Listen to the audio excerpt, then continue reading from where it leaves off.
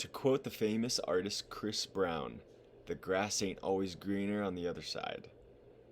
He says this in one of his famous songs, but he's not the first one to say this. Other famous artists like Thomas Rhett, we have Dennis Shea, we have another rapper, Ludacris, and many more. They've all referred to this syndrome. Is the grass greener on the other side? As a full-time college student myself, change is something that is always on my mind and something that I stress about. But that's not something just only personal to me. I know college students throughout all time, just people throughout all time, we all feel that, and we always stress about, are we in the right place? Is there something more? Is there something grander? Do I need to change my direction?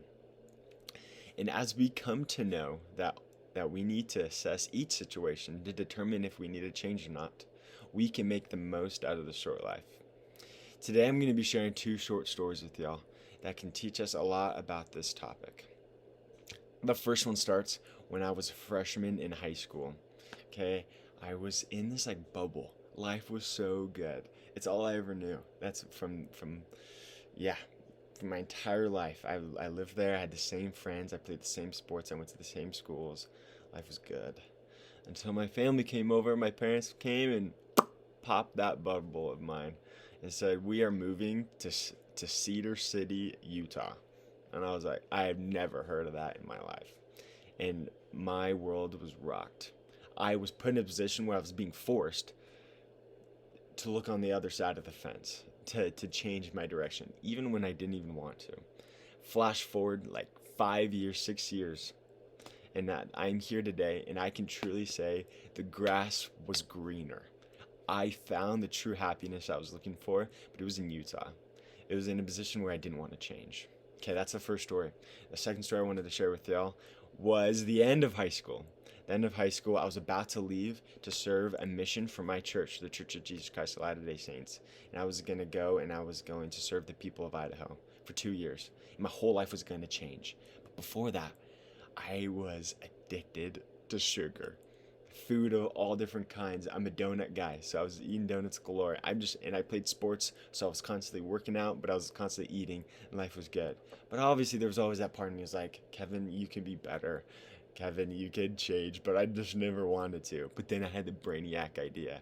I said, hey, my whole life's gonna turn upside down here in a few months. So when I go to Idaho to serve my mission, I'll change when I get out there. I'll change. The grass will be greener. It'll be easier. It'll be way easier to eat healthy. Okay. That didn't happen. I moved. I went to Idaho. I was doing my thing, but I was still who I was. When my circumstances changed, me personally didn't. But I wanted it to. And so that's an example of when I wanted the grass to be greener, but it wasn't, unfortunately. Is the grass greener? And should I go for it? That's the question. Really, the thing that inspired me for this question is just years of asking it myself.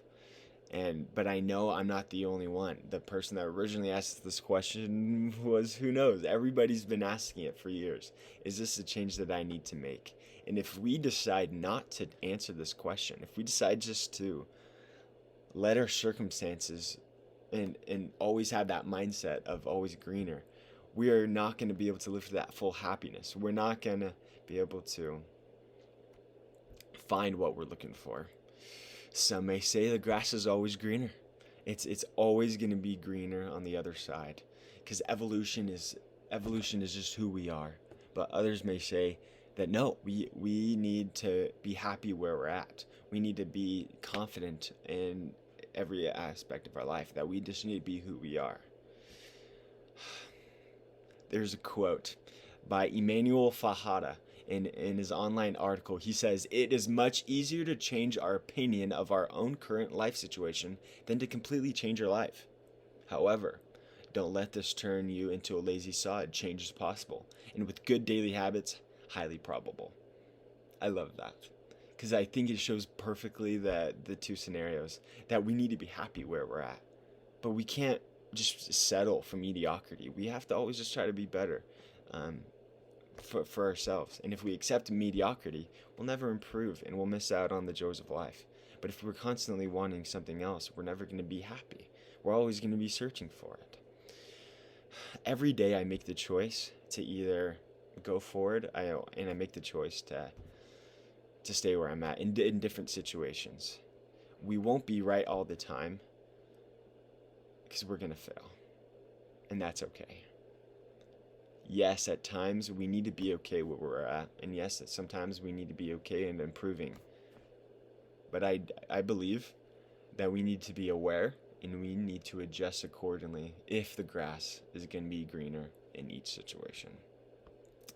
On the online article on history.com, it was talking about in 1819, the Patent Office, the United States Patent Office, announced that it was closing its doors because, in quote, everything that can be invented has been invented.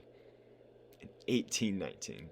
Okay, let's flash forward 120 years later. We can obviously that's not true because other people thought to themselves, yes, the grass is greener. So they were innovative. They invented things. They always were searching for more.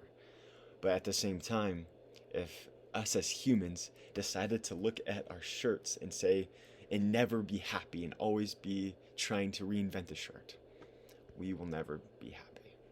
Thank you.